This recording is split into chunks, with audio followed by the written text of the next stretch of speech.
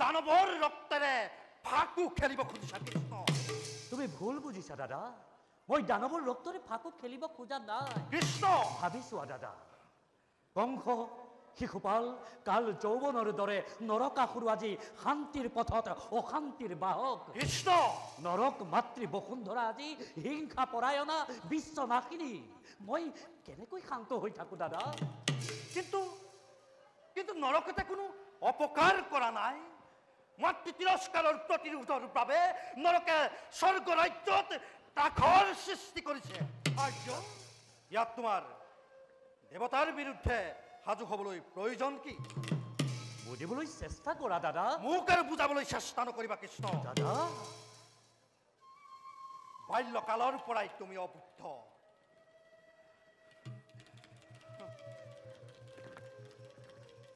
মই আহিলো কৃষ্ণ।